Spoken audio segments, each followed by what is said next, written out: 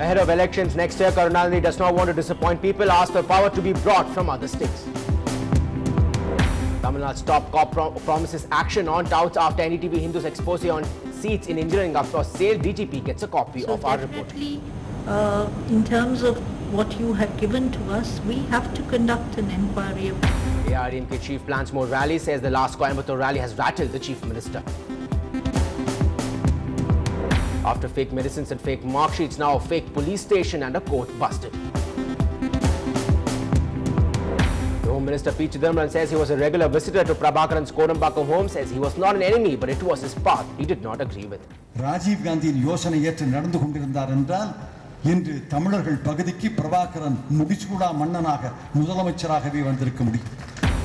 These men saved 1,000 lives. Meet the heroes of Virpuram, the men who averted major losses in the Virpuram rail blast.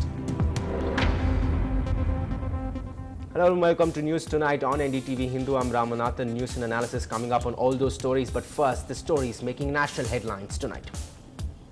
Over 60 dead after trains ram into each other near the Jharkhand border in West Bengal. Was it human error? The Telugu Desam party goes on a strike against the arrest of Chandrababu Naidu. TDP chief's custody extended by 5 days. In the midst of the illegal mining controversy in Karnataka, Janardhan Reddy refused charges, says he and his brother are pure as gold. Rains play spoil sport as plays called off for the second day. Lankan still in firm control of the test against India. Well, top story at this hour, Chief Minister M. Karunanidhi today urged State Electricity Minister Arcot and Veerasamy and senior IAS officials to ensure power cuts free Tamil Nadu by buying power from outside market until power situation becomes normal here in the state. Chief Minister held consultations with state ministers and top officials on the prevailing power scenario in Tamil Nadu. While there have been fears in the ruling DMK that power cuts might go against the incumbent regime in the upcoming assembly elections, Chief Minister Karunanidhi and Deputy Chief Minister M.K. Stalin discussed with officials the power distribution scenario, the upcoming power generation projects and transmission losses in detail at the Secretariat. Well, our senior correspondent Peer Mohammed now joins us for more details on that story. Peer, clearly Chief Minister Karunanidhi is trying to make sure nothing goes wrong the year before the elections. He wants to make sure that people are happy. Yes, Ram. If you remember, our electricity minister Arcot Veerasamy said in a public meeting that if at all DMK loses power in the 2011 assembly election, it will be because of power cuts. He declared in a public meeting. And today, Chief Minister is trying to ensure that that doesn't happen in the 2011 assembly elections. Particularly, our power generation on a daily basis is around 10,000 megawatt, while our power demand is around 13,000 megawatt. And our power transmission losses is as high as 19%. Which means purchase of power from outside market, which has already started. TNEB has already started purchasing power from outside market. Today, Chief Minister said, whatever be the demand on a daily basis, please buy it from outside and ensure that there are no power cuts in Tamil Nadu until the assembly elections. He made it very clear to the top officials, Minister Thuraimurugan, Minister Arcot Veerasamy, and all the top officials, Alauddin, K.S. Tripathi, everyone was there, and he made it clear that I want no power cuts until the assembly elections are over. So we can expect that TNEB will purchase more power from outside. Already they are buying a few hundred megawatts from outside market. That will go up in the coming days, Ram. Right, Pete. Thanks a lot for all those details. Moving on, it's an NDTV Hindu impact. The city's top cop has promised action in the seats for sale scam.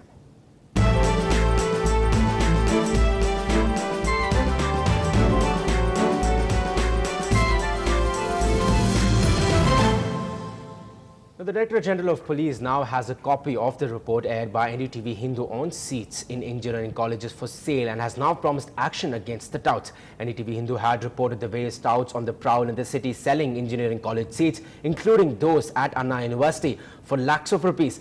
The Chief Minister had reacted to this expose yesterday and ordered a committee to look into it. Now, after NDTV Hindu has handed over evidence of the investigation to the police authorities, the police has promised action.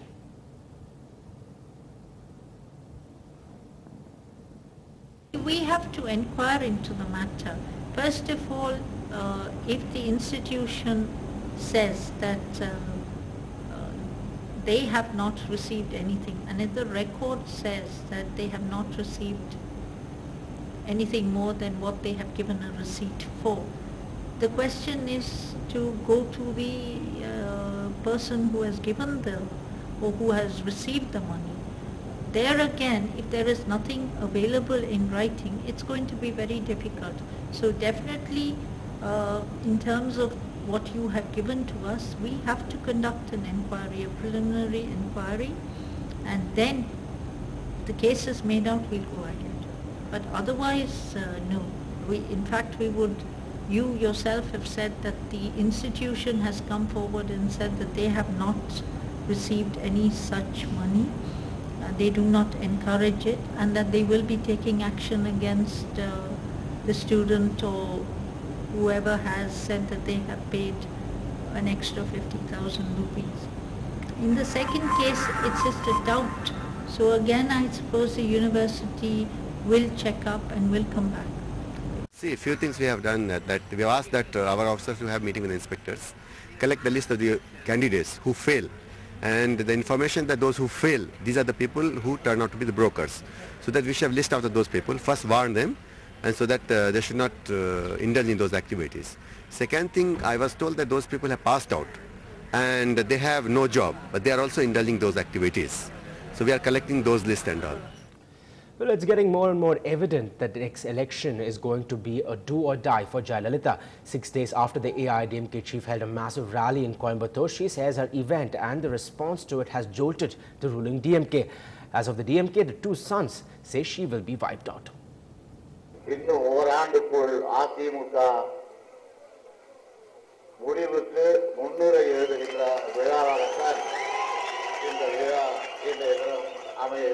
ஐந்தாண்டுகால ஆட்சியை பொறுத்தவர் 2011 முடிகிறது என்று கூட சிலர் கருதலாம். கவலைப்பட வேண்டிய அவசியம் இல்லை. தொடர்ந்து கலைஞருடைய ஆட்சிதான். Even as the ruling DMK's double-barrel guns are firing salvos at the AIADMK chief, the 86-year-old father is said to be upset.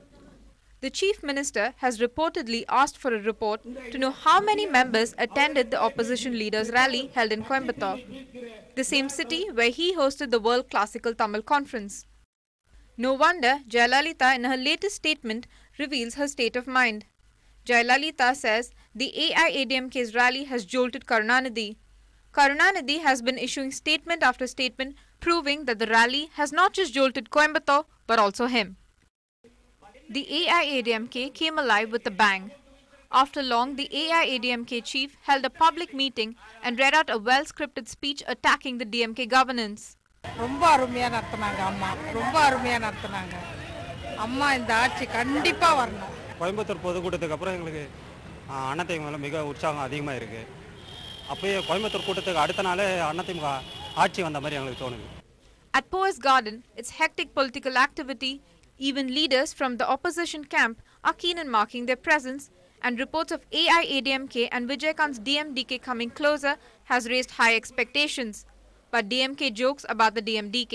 Because Vijayakant first his alliance was with God. Then God, I think, had ditched him. Then he said that his alliance was with the people. You know that people have not accepted him. Let us see if Jayalalitha at least accepts him. Amma apparently plans to do this more often. She is gearing up for yet another big show of strength in southern Tamil Nadu soon. AIADMK party workers are hopeful that Amma's proactive measures will bring about a change of political trend ahead of the 2011 assembly elections. But how successful Jayalalitha will be remains to be seen. In Chennai, Shabir Ahmed for NDTV Hindu. Well, senior journalist and political analyst S. Murari joined us earlier and told us how the Jaya's silence over the past few months cannot be misjudged, and now that she has come, she's indeed arrived, now prepared for the next battle. She is always active when the elections are near. Otherwise, you know, once she loses an election, she goes into a cocoon, and that's the way with Karunanidhi also. If he loses an election, he doesn't even attend the assembly. So this is a culture peculiar to Tamil Nadu. So this is an indication that she is getting ready for the elections, and that doesn't mean that she is going to change her ways. She'll be what she is. The point is, how the alignments will come about. She has said in the Coimbatore rally, most significant point, that the cadres would have an alliance of their liking. Yes. Now, another tragedy has rocked West Bengal. There was yet another huge train accident in the state. As many as 60 people are dead after the Uttar Banga Express rammed into Bhagalpur-Ranchi-Vanachal Express at the Saintia station, and the possibility of a human error is now being investigated. The accident took place at about 2 a.m., 191 kilometers from Howrah station. Another tragedy on the tracks for Bengal. The middle of the night calm shattered by yet another horrific accident. The nightmare unfolded at around 2 in the morning, 190 kilometers from Kolkata in Bengal's Birbhum district. Ranchi-Vanachal Express was pulling out of platform number 4 when a speeding train, the Uttar Banga Express, rammed into it from behind. An impact so severe that the roof and sides of one of the compartments of the Vanachal Express were pushed onto the foot overbridge ahead. 2 unreserved coaches and a sleeper-cum luggage rake of the train, which was running 5 hours late, was smashed. Initial reports say the Uttar Banga Express, which has a scheduled stop at Sainthia, was running at a high speed. It overshot the signal and hit the Vanachal Express. It's not clear why the train, which was to halt at the station, was running at such a high speed, and also how the trains ended up on the same platform at the same time. A probe has been ordered and will look to answer some of these crucial questions soon.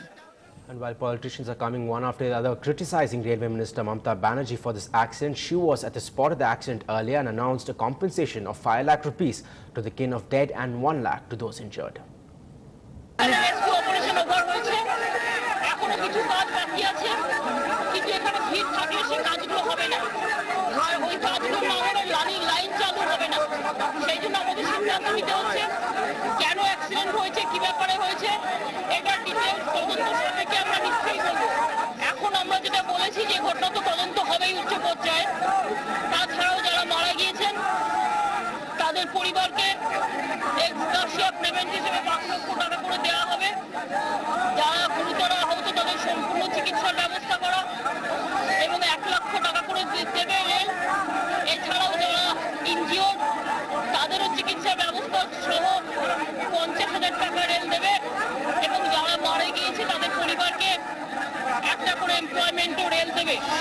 A real tragedy like that one could have happened in the state of Tamil Nadu on June the 12th this year, but thanks to a few alert and brave men we certainly can be proud of, the tragedy was averted.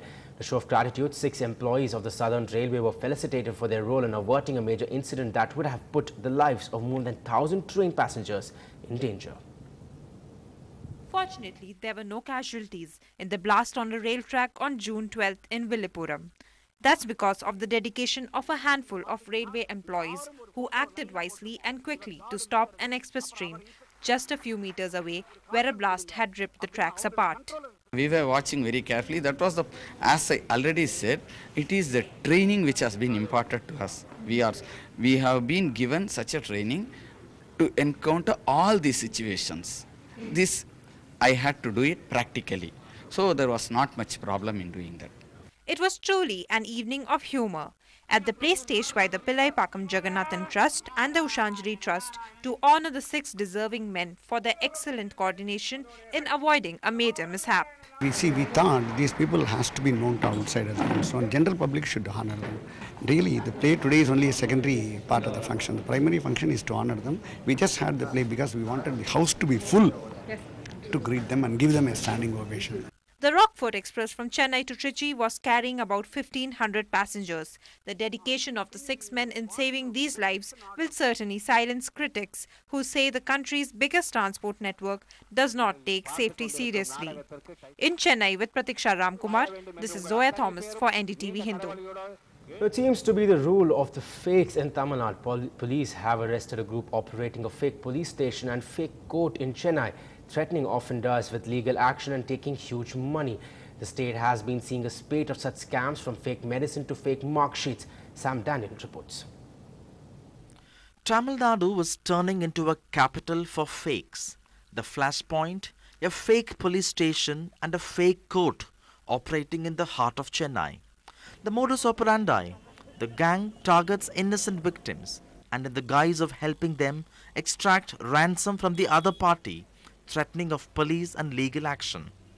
The gang had even appointed inspectors and a judge to fool gullible people. 2 people have been arrested and police are on the lookout for 10 others. Tamil Nadu is rocked by a series of such fake scams.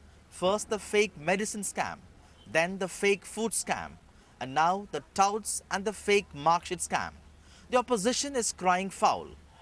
ஒரு குடும்பம் நம்மை எல்லாம் முட்டாள்களாக ஆக்கிக் கொண்டிருக்கிறது. ஒரு குடும்பம் தமிழ்நாட்டையே சுரண்டிக் கொண்டிருக்கிறது. அதற்கான ஒரு கமிட்டி போடப்பட்டிருக்கிறது. அந்த கமிட்டி அதை பற்றி விசாரித்து நடவடிக்கை எடுக்கும். Is this embarrassment to the police a result of their failure to act tough? When need becomes greed, they can commit any offense. And here it is just like that. So whenever anything comes to our notice, we are very ruthless. Certainly a wake-up call for law enforcers, especially how they allowed a gang to impersonate them for a decade. With Salim and Minal in Chennai, Sam Daniel, Findy TV. Well, time now to get you a quick update on other national stories. This is The Nation for you in 60 seconds. The Supreme Court today accepted the resignation of former Chief Justice of India, A.M. Ahmadi, as the chairman of the Bhopal Memorial Hospital Trust, which looks after the Bhopal gas tragedy. Justice Ahmadi was part of the Supreme Court benches that had taken decisions on many Bhopal gas tragedy cases. The central government will now take over the trust. The Delhi High Court today dismissed senior Congress leader Sajjan Kumar's petition challenging a trial court's order to frame charges against him in a 1984 anti-Sikh riots case. The former MP Sajjan is accused of inciting a mob against Sikh community in the riots. If you are an iPhone freak, there is more coming your way. Bharti Airtel, one of India's largest mobile phone operators, is all set to launch the iPhone 4 in September or October this year. With 3G services around the corner, this is the next big thing. But expect the prices to be sky high. And it is true when they say that internet is everywhere. It's there even inside a Goa jail. An Israeli drug peddler in a Goa jail has been found updating his Facebook account from behind the bars, keeping in touch with his family. Well, what happened to sportsman spirit? A hockey player attends attacker on the field, giving his umpire the stick. More on that on the other side.